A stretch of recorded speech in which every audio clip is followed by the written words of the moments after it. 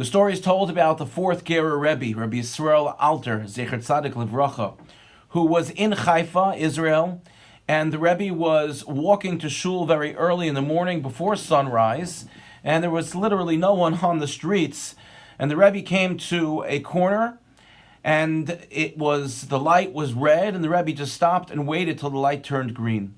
And there were a couple of workers who had passed by going to work at their work site, and really were the only people around. And as they passed by, these workers said to the Rebbe, they said, "Go cross, it's okay, this is a long light, but there are no cars here, just cross. The whole purpose of having a light in the first place is so that you don't get hit, and nobody else hits you, and that's the reason. But if it's still before sunrise, and there are no cars, so just cross, why stand here like this?" And the Rebbe just continued to stand and wait. And finally the light turned green. The Rebbe crossed the street with his shamash, and as the Rebbe was going to shul, he ended up passing by these a couple of workers. And as he passed by, he overheard one of the workers saying to the other, "You see what that Rebbe did?" He says, "That's a Rav. Because even when we had our backs turned, even when no one saw him, even when there were no cars on the road, he still kept the law, he still kept the rules. And even though the reasoning for keeping the law at that moment may have changed, if there were no cars, then the entire purpose of the law wouldn't seem to be effective. Nevertheless, the Rebbe didn't break the law, the Rebbe kept the law."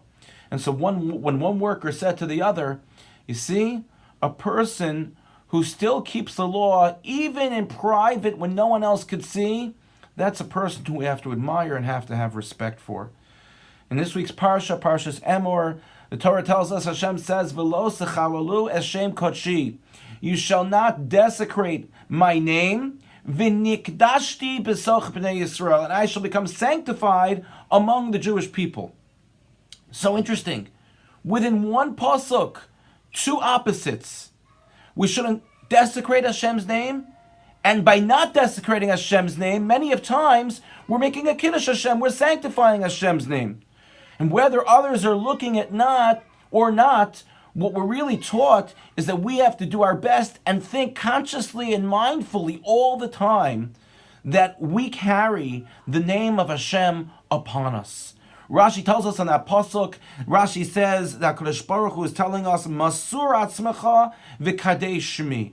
Matzur atzmecha means give of yourself in order to be mekadesh Shem Hashem. Give of ourselves in order to sanctify Hashem. That doesn't mean just doing whatever we normally do and hoping for the best. No, what it means is for us to be mindful of the fact that people are looking at us and our actions because of who they know we are, because of our name tags, that everyone sees that we are Jews, and therefore how people think about Hashem and Hashem's people, the Jewish people, is dependent upon even our simplest actions. So let's be careful, even at moments when we think no one is looking, to always have in mind that it only takes one move to either make a chilul Hashem, to desecrate Hashem's name, or to make a kiddush Hashem, to sanctify Hashem's name. Throughout our lives, may we be zocheh, may we merit to be conscious and continue to make a kiddush Hashem as many times a day as possible. Thank you for listening, and have a good Shabbos.